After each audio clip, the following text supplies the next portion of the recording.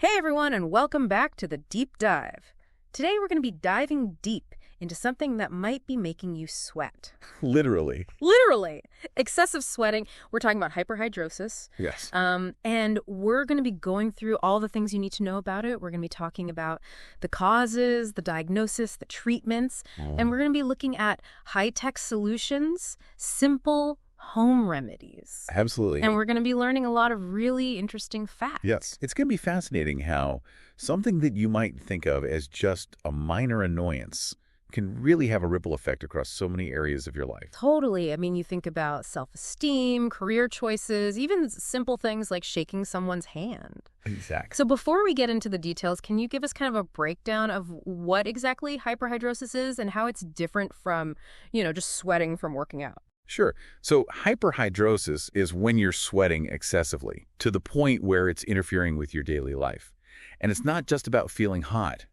It's sweating even when you're relaxed in a cool environment. Okay, so like you said, it's interfering with your daily life. Yes. And there are different types, right? Yes. There's focal hyperhidrosis, which is limited to specific areas like your palms, your feet, underarms, or face. Okay. And then there's generalized hyperhidrosis, where the excessive sweating is all over your body. So this is where I think it gets interesting. The causes. It seems like there's still a lot we don't know. Right. When it comes to primary focal hyperhidrosis, which is the most common type, the exact cause is still a bit of a mystery. Yeah. But we do know it involves the eccrine sweat glands, Okay. the ones responsible for most of our sweating going into overdrive. So they're just like stuck in the on position, Yeah. even if there's nothing to be stressed about. I thought I read something about the fight or flight response. Yes. The sympathetic nervous system, Oh. which is responsible for that fight or flight response, plays a key role in regulating our sweat. Uh-huh. So in people with hyperhidrosis, it seems like this system is overreacting Okay. and sending signals to the sweat glands even when they're not needed.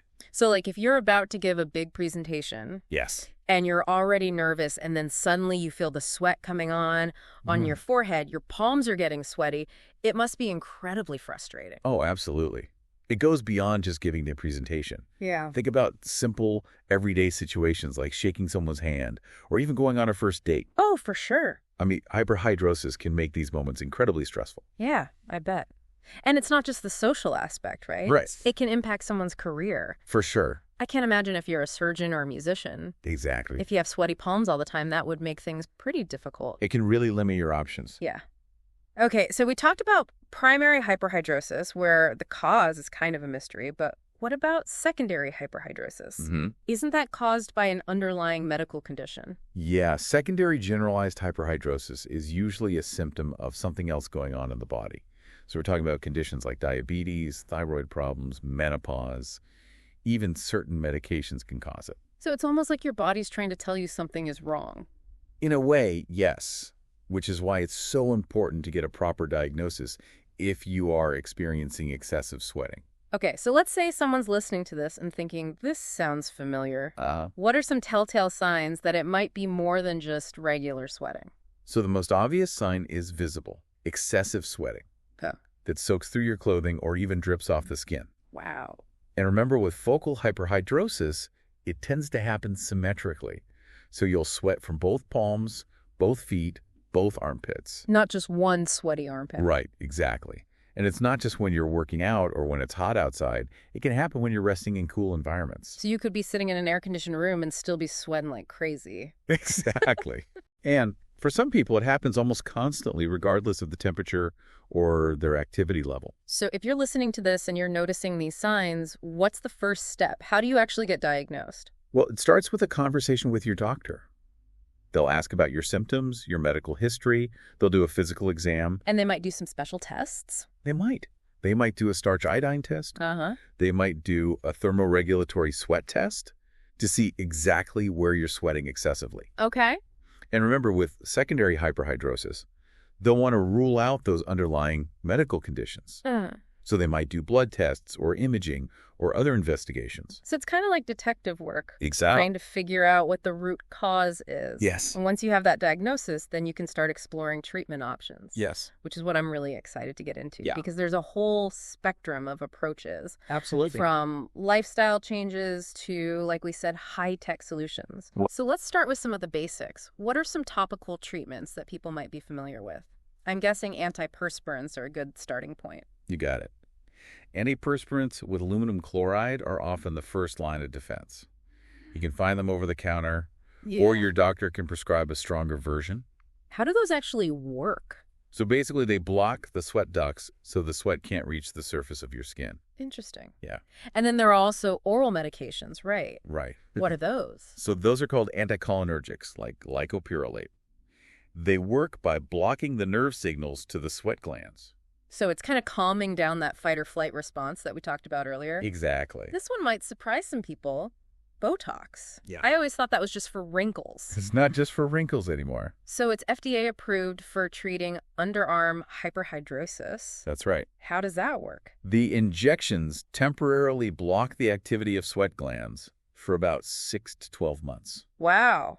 So that's a pretty long time. Yeah, it is. So I can see why it's a popular option. It is. And then there are also medical devices like Right. iontophoresis. Yes, have you heard of that? Vaguely. Oh. It has something to do with electrical currents. It does. It's particularly effective for hands and feet. That's right. So is it like you put your hands or your feet in some sort of like bath of water Yeah. and it has a current running through it? Yeah, that's a simplified way of putting it, Okay. but that's the general idea. Okay, cool. And then there's surgery, Yeah. which I imagine is reserved for the most severe cases It is. where other treatments haven't worked. Correct. It's a last resort. Yeah. But it can be truly life-changing for people who haven't found relief with other methods. Wow. The most common procedure is called endoscopic thoracic sympathectomy, or ETS for short. Yeah. And it involves cutting the nerves that trigger sweating. Oh. It can permanently stop the sweating, Oh. but it's important to understand the risks involved. Okay, let's talk about the risks because that sounds like a pretty intense procedure. Yeah, it is a big decision. And one of the main risks is something called compensatory sweating. Compensatory sweats. Yeah, it's when you start sweating excessively in other areas of your body after the surgery. Oh, no. And it can be pretty unpredictable, and for some people, it's even worse than the original sweating. So it's not something to take lightly. Absolutely not. There are serious trade-offs to consider. And thankfully, there are other, less invasive options emerging, right? Right. Like miragery. Have you heard of miragery? I have heard of that. Tell me more about it. So miragery is a newer, non-invasive treatment that uses microwave energy to destroy sweat glands in the underarms. So it's like zapping the sweat glands. Well, essentially, yes. With microwaves. Yeah, it's FDA approved and can provide long-lasting results. Wow, it sounds like there are some pretty exciting innovations happening. There are. But let's not forget about some of those natural remedies and lifestyle changes that people can make. Absolutely. Especially for more mild cases. Right. There's a lot to talk about there, so let's get into it. Let's do it. Okay, so we've talked about a lot of different approaches, from the science behind it to some pretty high-tech treatment options. But I'm really interested to dig into those natural remedies and lifestyle tweaks. Yeah, for sure. I know a lot of people are really curious about that stuff. Absolutely. And there's a lot to cover. Yeah. It's important to note, though, that these natural approaches are often best for, milder cases. Right. And should always be discussed with your doctor. Exactly. It's never a good idea to just start experimenting on your own, especially if you have any underlying conditions. Exactly. So let's start with apple cider vinegar. Yeah. How does apple cider vinegar help with sweating? So it's thought to help balance the skin's pH, Uh-huh. which can in turn reduce sweat production. Some people apply it topically, while others take it orally. I've heard kind of mixed things about drinking apple cider vinegar. Is there any actual research to back that up, or is it just kind of anecdotal? That's a great question. And honestly, the research on apple cider vinegar for hyperhidrosis is still pretty limited. Okay. So some people swear by it, but more studies are really needed to understand its effectiveness. Okay, so maybe not a miracle cure, Right. but potentially worth exploring for some people. Yeah. What about witch hazel? Ah, witch hazel. I've seen that in a lot of natural deodorants lately. Yes, witch hazel is an astringent, Okay. which means it can temporarily shrink your sweat glands and reduce moisture.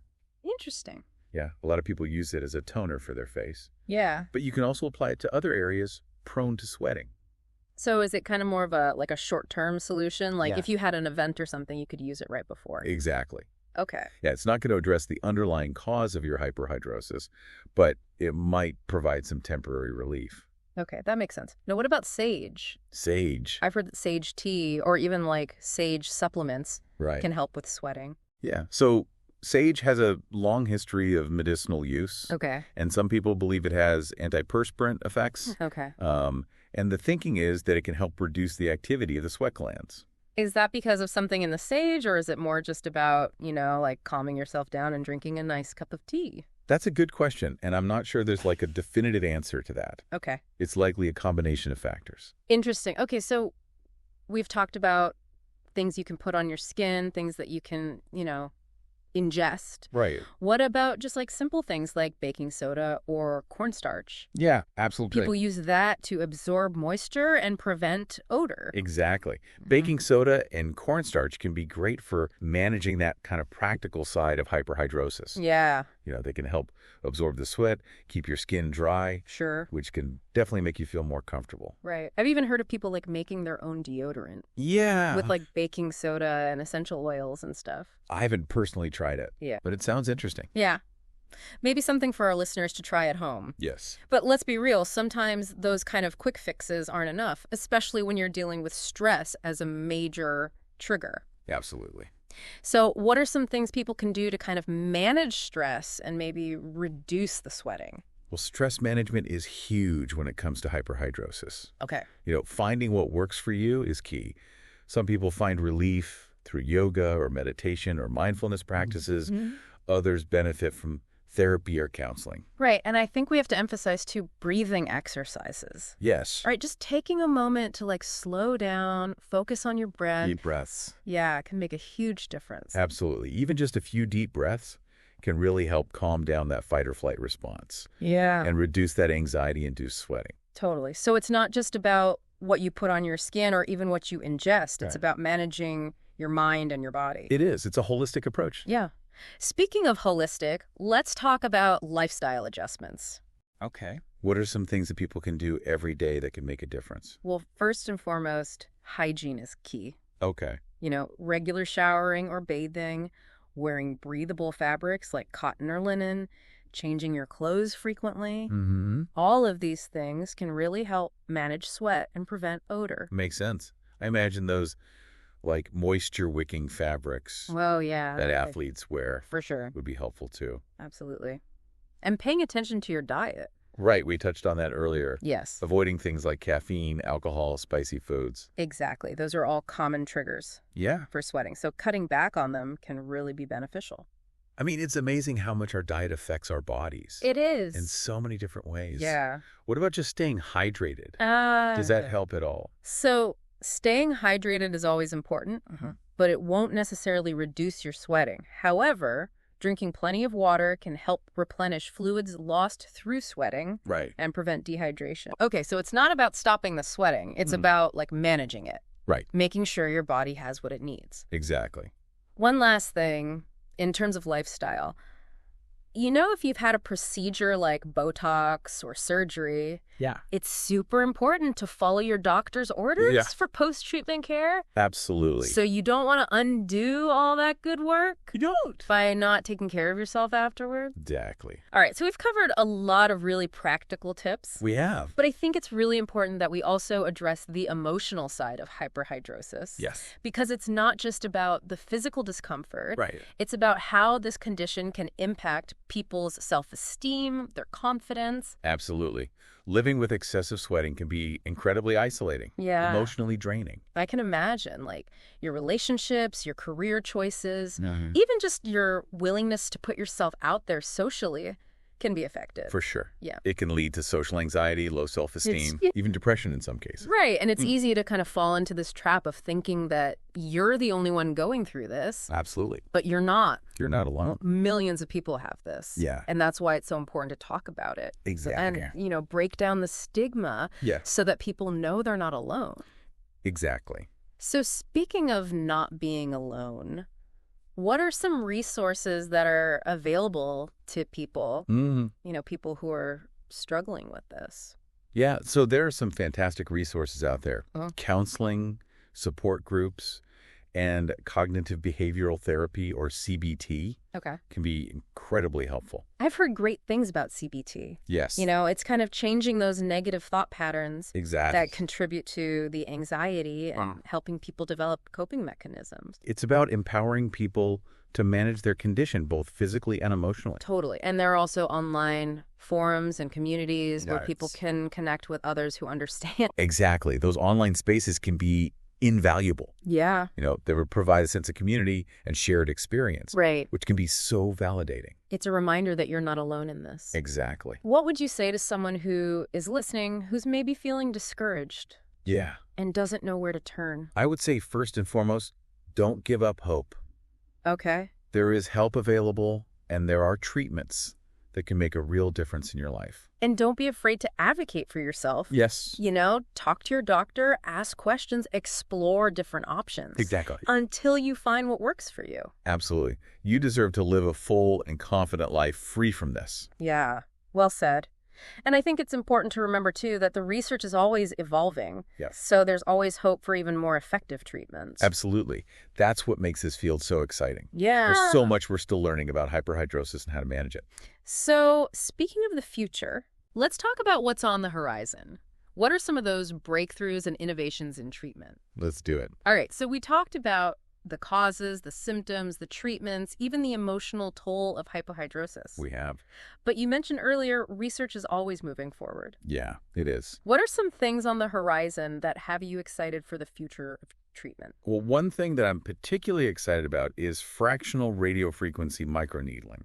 Okay. It's showing real promise in reducing sweating. Microneedling. So are we talking about like tiny needles? Yes, tiny needles to deliver radiofrequency energy to the sweat glands. Interesting. And that energy can damage the glands and reduce sweat production. So it's a very targeted approach, Very targeted. zapping those overactive sweat glands. Exactly. What else is out there? Researchers are exploring some really interesting things. Gene therapy, advanced neuromodulators. Wow. Imagine being able to control the nerve signals that are triggering the sweating. Right, because we talked about how the sympathetic nervous system, Plays such a key role. it does. Do you think we'll ever get to a point where we can target those nerves specifically without causing those unwanted side effects? I think it's definitely a possibility. Okay. And, there are also new topical medications in development that are showing some really promising results. It sounds like there's a lot to be hopeful for. There is. But even with all these advancements, I imagine getting a diagnosis can still be kind of a hurdle for people. Yeah, it can be. Right now it involves ruling out other conditions, physical exams, sometimes those sweat tests. Wouldn't it be amazing if there was like a blood test? Oh, yeah, Just a simple blood test you could take. absolutely. And it would tell you if you had hyperhidrosis. That would be amazing. And who knows, maybe someday we'll have a cure. Right. That would be the ultimate goal. Yeah. But in the meantime, Yes. it sounds like we have a lot of tools in the toolkit. We do. And we're always learning more. Always. So if you are someone who is struggling with hyperhidrosis, Don't lose hope. don't. There is help out there. Yes. There are treatments that can really change your life. Absolutely. And you're not alone. You're not. Millions of people are dealing with this condition. Exactly. And there are resources out there to support you. I think that's a really important message to end on. It is. We've covered so much in this deep dive into hyperhidrosis. We went deep. We really did. Everything from the science to the emotional impact, the wide range of treatments that are available. And, the importance of finding what works best for you. Totally. Whether that's lifestyle changes, medication, or even exploring some of those more cutting-edge treatments. I think that's key. I want to leave our listeners with a final thought, though. Okay. Imagine a future where hyperhidrosis is no longer a burden, Yes. where people can live their lives without worrying about excessive sweating. I love that. A future where treatments are more effective, Right. more personalized. And more accessible. I think that future is within reach. I think so too. And it's something worth striving for. Absolutely. We encourage you to continue learning about hyperhidrosis, advocate for yourself, and explore the resources available to you. And remember, you're not alone. That's right.